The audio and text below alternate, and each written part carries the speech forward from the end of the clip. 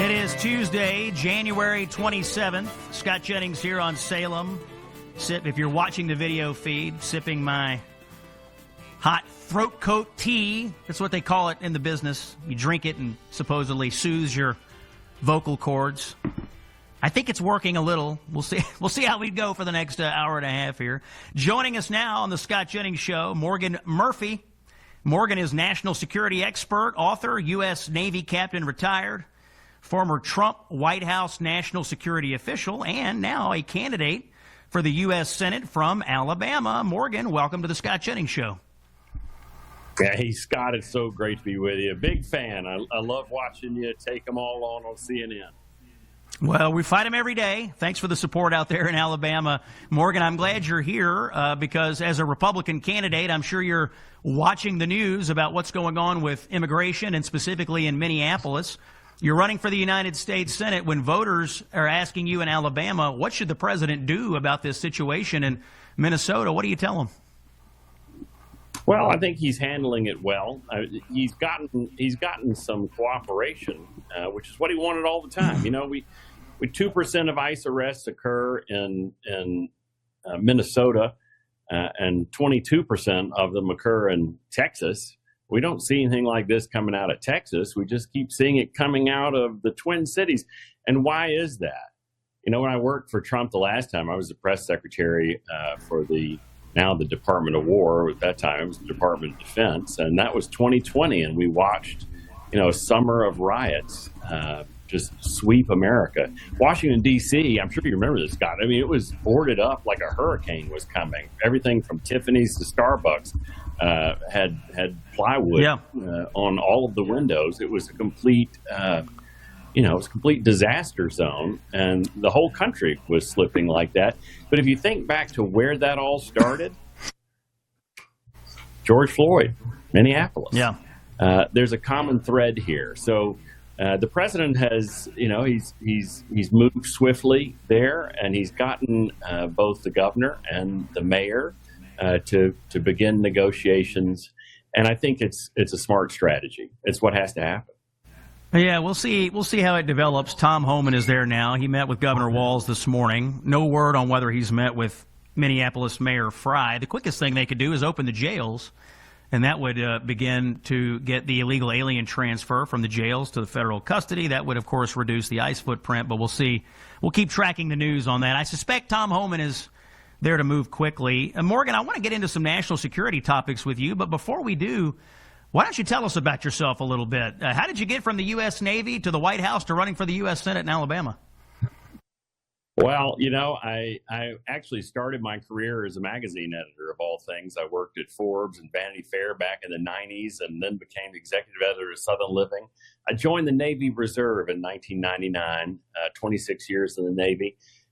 Because I love the country. So I was activated 3 times, including once to Afghanistan. But it was in the teens that I began to say, like, what's going on with this country? I was sitting in my kitchen every morning kind of cussing out the news, just watching the great institutions of my life, the ones I grew up with, start to crumble. And I said to myself, like, if normal people don't go to Washington and fight this, we're going to lose the country. And I really believe that in the past 10 years, we've seen a great movement on the leftist side of the country move to overtake all of the levers of power. They already have, I mean, as you know, more than anybody, they've got the media, they've got the entertainment, they have big tech, they have higher education, they even have, a lot of mainline Protestant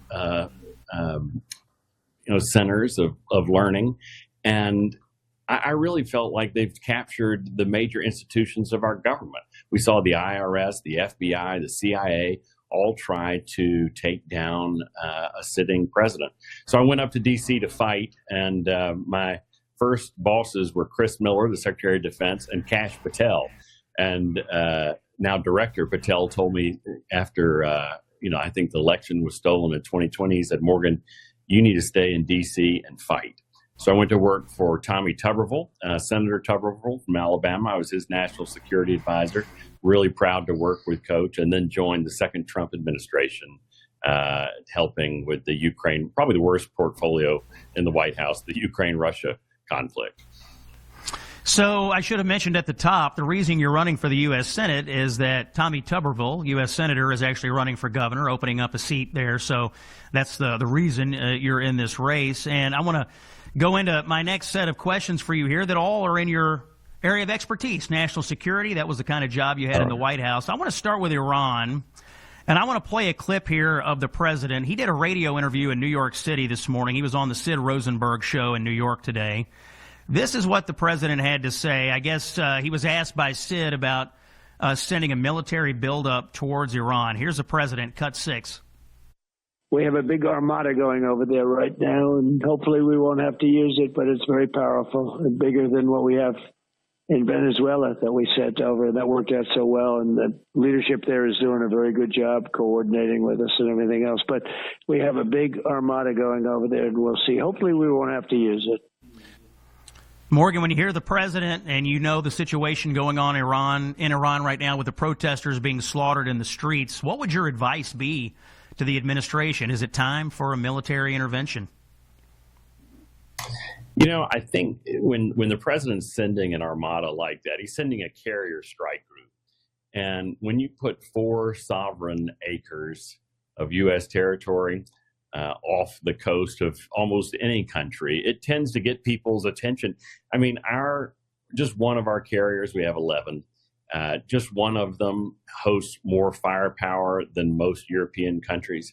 It is an awesome thing to behold. And the technical know-how of our military, as we saw in Venezuela, is incredible. I mean, Venezuela showed that Chinese hardware is just junk. Right? It does not pay to get your military hardware off of Temu.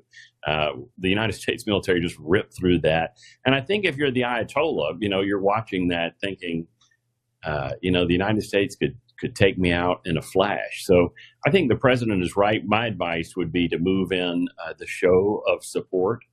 This is an organic revolution. This isn't something started by the CIA. We see hundreds of thousands of Iranians taking to the streets. The former crown prince is cutting videos and encouraging the military to defect. So we're right at, I think, the tipping point, and how powerful for the American president to voice his support for freedom and then show it with a carrier strike group right there in the Gulf. That voice you're hearing, Morgan Murphy from Alabama, former Trump White House national security official and candidate for the United States Senate. Morgan, you served in the White House as head of public diplomacy for the president's special envoy to Ukraine and Russia. So solving the Ukraine-Russia conflict, this is your area of expertise.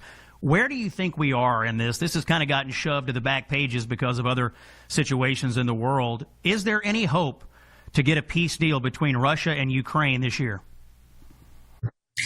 I think there is. And, with Witkoff leading the charge right now and the president's direct involvement, and then they had a trilateral this last weekend. The trilateral is fancy Washington speak for all 3 parties sitting down and talking. And that's what the president does so remarkably well.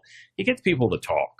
And when you think back to Biden, I mean, this is a war, the largest war in Europe that raged on for 3 years under Biden, and he didn't even talk, not once, to Putin. Well, this president talks, and folks criticize. They said, "Well, it hadn't gone anywhere. It hasn't delivered, an end or a ceasefire in the war."